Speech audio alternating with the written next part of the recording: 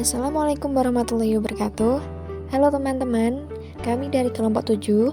Pada kesempatan kali ini kita akan membahas materi mengenai pinjaman atau utang negara dan pengelolaannya guna memenuhi mata kuliah Analisis Keuangan Negara yang diampu oleh Ibu Yulia Maris Herdianti, SEME.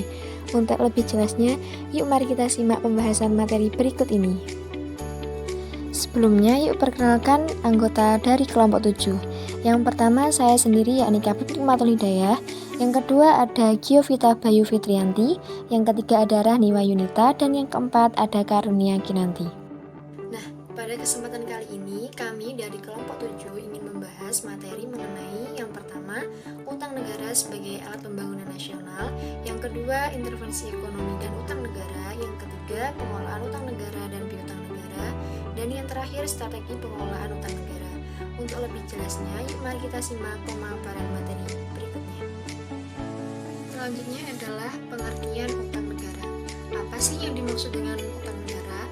Menurut Undang-Undang Nomor 1 Tahun 2004, yang dimaksud dengan utang negara adalah jumlah uang yang wajib dibayar oleh pemerintah pusat dan atau kewajiban pemerintah pusat yang dapat dinilai dengan uang berdasarkan perundang-undangan yang berlaku, perjanjian, atau berdasarkan sebab lain yang sah. Nah, utang sendiri bukanlah tipikal dari negara berkembang atau negara terbelakang saja, akan tetapi utang juga merupakan karakter dari negara maju, karena utang merupakan sumber pendanaan bagi suatu negara. Selanjutnya, utang sendiri memiliki dampak positif bagi pemanfaatan pembangunan baik dari segi sosial ekonomi. Yang pertama, utang sendiri dapat digunakan untuk menutupi defisit fiskal yang cukup ampuh menahan tekanan ekonomi, sehingga pertumbuhan ekonomi tetap terjaga dalam level 5% sepanjang tahun 2014 sampai tahun 2018. Yang kedua, pertumbuhan penerimaan pajak telah meningkat signifikan dalam 2 tahun terakhir, yakni sebesar 13,75% pada tahun 2017 dan 15,53% pada tahun 2018.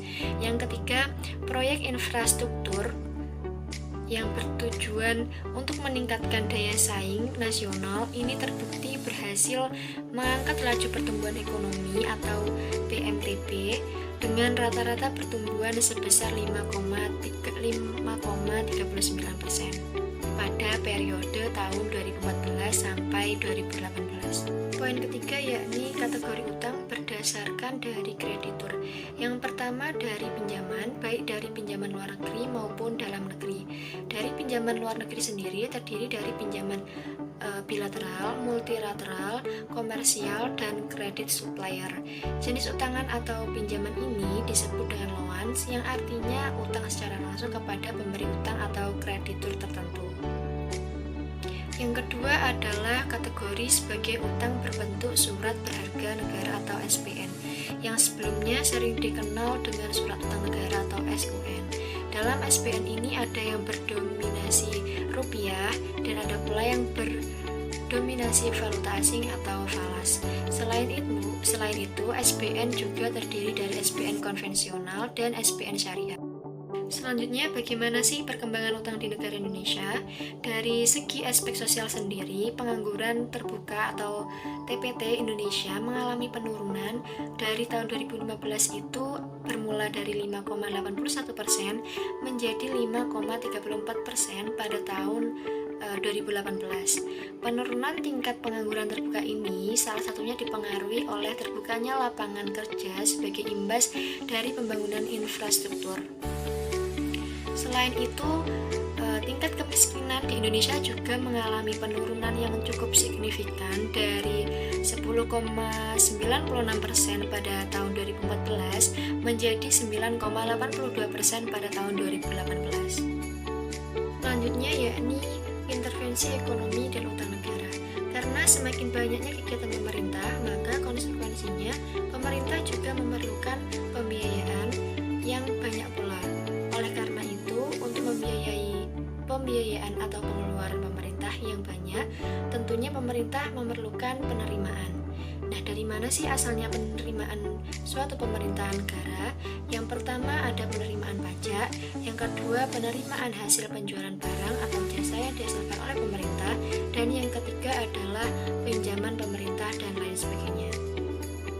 Nah, terdapat 9 jenis sumber-sumber penerimaan pemerintah. Yang pertama ada pajak, yang kedua retribusi, yang ketiga keuntungan kerjasama perusahaan dua negara, yang keempat denda yang dilakukan pemerintah secara sah, yang kelima sumbangan masyarakat, yang keenam percetakan uang, yang ketujuh hasil dari undian negara, yang kedelapan pinjaman, dan yang terakhir ada dari hadiah. Macam-macam hutang negara ada 3. Yang pertama ada reproductive debt dan debt with debt. Reproductive debt adalah utang yang dijamin atau didekking seluruhnya dengan kekayaan negara berutang atas dasar nilai yang sama besarnya. Sedangkan debt with debt adalah utang yang tanpa disertai dengan jaminan kekayaan. Yang kedua ada pinjaman sukarela dan pinjaman paksa. Di sini ada segi negatif dan segi positifnya. Keuntungan utama dari adanya suatu pinjaman sukarela bila dibandingkan dengan pinjaman paksa adalah bahwa para pemberi pinjaman bebas menyarankan dananya tergantung pada kemauan mereka sendiri. Namun, jumlah yang dapat dikumpulkan oleh negara biasanya akan tidak begitu besar. Sedangkan untuk pinjaman paksa, karena pengumpulannya dapat dipaksakan, maka jumlah yang dikumpulkan dapat lebih memuaskan. Yang ketiga, ada pinjaman dalam negeri dan pinjaman luar negeri. Pinjaman dalam negeri adalah pinjaman yang berasal dari orang-orang atau lembaga-lembaga sebagai penduduk negara itu sendiri atau dalam lingkungan negara itu sendiri. Sedangkan pinjaman luar negeri adalah pinjaman yang berasal dari orang-orang atau lembaga-lembaga negara lain. Adapun pinjaman dalam negeri itu dapat bersifat paksa maupun bersifat sukarela. Sedangkan pinjaman luar negeri biasanya bersifat sukarela, terkecuali bila ada sesuatu kekuasaan dari suatu negara atas negara lain. Inventarisasi sumber-sumber keuangan pemerintah di atas yang telah dijelaskan oleh pemateri adalah pemecahan masalah mengenai prinsip-prinsip yang harus ditempuh untuk mendistribusikan beban pemerintah itu kepada anggota-anggota masyarakatnya. Kembali kepada masalah pembangunan ekonomi beserta dengan pembiayaannya. Pinjaman luar negeri biasanya timbul karena suatu negara itu mengalami kekurangan kapital karena sumber-sumber dananya di dalam negeri memang cuma sedikit. Terutama bagi negara-negara sedang berkembang yang ingin mempercepat laju pertumbuhan ekonominya yang kemudian dapat menyamai tingkat hidup di negara-negara yang sudah maju. Investasi dalam jumlah yang besar perlu dijalankan. Sehingga hasilnya tidak akan hanya diserap oleh pertambahan penduduk saja. Kalau suatu negara mempunyai pinjaman, maka pengelolaan dan pinjaman negara itu sangat penting demi kestabilan dan pertumbuhan dari pendapatan nasional. Indonesia jelas termasuk dalam negara-negara yang sedang berkembang, dan rencana pembangunan ekonomi Indonesia selalu didekking oleh pinjaman-pinjaman luar negeri karena kurangnya dana kapital di negeri tersebut. Pinjaman luar negeri berdasarkan pengalaman Indonesia dapat digunakan untuk membendung inflasi melalui penggunaannya, untuk mengimpor barang-barang, baik barang-barang konsumsi maupun alat-alat kapital, sehingga harga akan tetap, kalau tidak bahkan bisa menurun. Memang kalau sebagian dari pinjaman luar negeri itu dipergunakan untuk mengimpor barang-barang modal, ini akan meningkatkan pendapatan nasional, melalui akibat pengganda dan pengeluaran pemerintah maupun investasi nasional. Tetapi sayangnya peningkatan dalam pendapatan nasional itu tidak bersifat permanen dan segera akan berakhir. Sedangkan pinjaman beserta dengan akibat-akibatnya akan tetap ada untuk jangka yang lama. Hal itulah yang merupakan sumber dari timbulnya masalah pinjaman, terutama dalam masa inflasi. Pengelolaan piutang negara. Piutang negara merupakan sejumlah uang yang wajib dibayar kepada pemerintah pusat dan atau hak pemerintah pusat yang dapat dinilai dengan uang, karena adanya perjanjian atau akibat lain yang sah. Dengan kata lain, piutang negara timbul karena perjanjian lainnya berdasarkan peraturan perundang-undangan yang berlaku atau lainnya yang sah. Pejabat yang diberi kuasa untuk mengelola pendapatan, belanja, dan kekayaan negara wajib mengusahakan agar setiap piutang negara dapat diselesaikan seluruhnya dan tepat waktu. Piutang negara juga dapat dihapuskan secara mutlak atau bersyarat dari pembukuan, kecuali piutang negara yang cara penyelesaiannya diatur tersendiri dalam undang-undang. Maka dari itu, tanpa pemerintah, penyelesaian dan penghapusan piutang negara tidak dapat terselesaikan atau terhapuskan. Pengelolaan utang negara.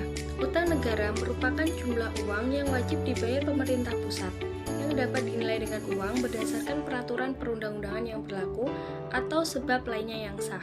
Hak tagih mengenai utang atas beban negara dapat dianggap kadaluarsa setelah 5 tahun sejak utang tersebut jatuh tempo pembayarannya, kecuali ditetapkan oleh undang-undang. Dalam artian, tidak selamanya hak tagih negara berada dalam jangka waktu 5 tahun, dikarenakan undang-undang masih memperbolehkan lebih dari 5 tahun. Subbab yang keempat yaitu strategi pengelolaan utang negara. Strategi pengelolaan utang sangat dibutuhkan dalam suatu negara dikarenakan jumlah utang pemerintah yang besar, sehingga diperlukan strategi yang baik seperti menurut diterbitkannya KMK nomor 447/KMK.06/2005 tentang strategi pengelolaan utang negara tahun 2005 sampai tahun 2009 yang meliputi 1. Pengelolaan portofolio dan resiko yang mencakup pengurangan utang negara, penyederhanaan portofolio utang negara, pengadaan utang negara dalam mata uang rupiah, minimalisasi resiko pembiayaan kembali, peningkatan porsi utang negara dengan bunga tetap, penurunan porsi kredit ekspor, dan penerapan prinsip pengelolaan utang negara yang baik. Yang kedua yaitu pengembangan pasar perdana yang mencakup pengembangan metode penerbitan, pengembangan sistem lelang, penyusunan jadwal yang teratur, dan penerbitan benchmark issues. Yang ketiga yaitu pengembangan pasar sekunder yang mencakup diversifikasi instrumen sun dan aktivitas lain untuk meningkatkan likuiditas pasar sun. Di sini saya akan review jurnal kelompok kami dengan judul Analisis Hubungan Antar Utang Luar Negeri dan Politik Luar Negeri Indonesia pada tahun 2014 sampai 2020. Jadi, pada tahun 2014, Bapak Presiden Susilo Bambang Yudhoyono digantikan oleh Bapak Presiden Jokowi sebagai Presiden Negara Indonesia.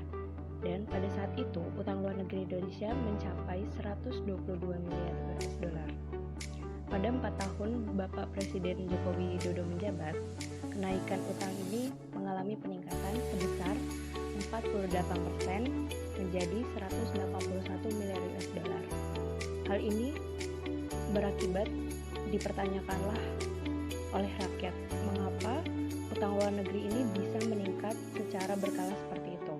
Lalu hal ini dijawab dengan keberhasilan dari peningkatan laju pertumbuhan investasi mencapai 5,39% pada saat itu, dan utang luar negeri pun berangsur menurun. Utang luar negeri ini memiliki dampak positif dan dampak negatif. Kali ini saya akan membahas mengenai dampak negatifnya terlebih dahulu. Utang luar negeri akan membuat suatu negara tidak mudah untuk melakukan politik luar negeri yang independen, dikarenakan dia memiliki konsekuensi dari pemberi pinjaman atau dana dari sekutu atau pendukung pemberi pinjaman. Seperti yang kita tahu, Indonesia sendiri juga tidak bebas untuk mempertahankan kepentingan kita pada saat tragedi kasus perbatasan di Laut Natuna Utara terhadap Cina, karena seperti yang kita tahu Indonesia itu memiliki utang luar negeri terhadap Cina sehingga Indonesia tidak bebas dalam mempertahankan Laut Natuna itu sendiri. Tetapi tidak hanya dampak negatif yang bisa dirasakan, dampak positif pun juga bisa dirasakan oleh Indonesia. Seperti kita bisa menjalin hubungan diplomatik yang baik oleh negara-negara yang kita utangi. Karena di saat kita kesusahan, biasanya negara-negara yang kita utangi ini akan memberikan berbagai bantuan yang akan membantu Indonesia lebih baik lagi.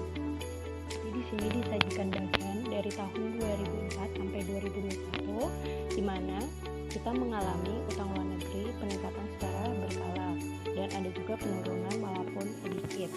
Lalu juga tidak hanya dari pihak pemerintah saja, tetapi pihak Bank Indonesia dan swasta juga tercantum di bagian ini. Dan untuk dari kelompok kami memberikan tanggapan bahwa pemerintah perlu mengkaji kembali seberapa besar utang dari Indonesia dengan kepentingan Indonesia di dunia internasional agar utang luar negeri ini tidak mengalami kenaikan terus-menerus dan mengalami mengalami kenaikan yang signifikan. Seperti itu, terima kasih. Sekian pemaparan materi pada kesempatan kali ini. Kami dari kelompok 7 mengucapkan terima kasih, semoga bermanfaat. Wassalamualaikum warahmatullahi wabarakatuh.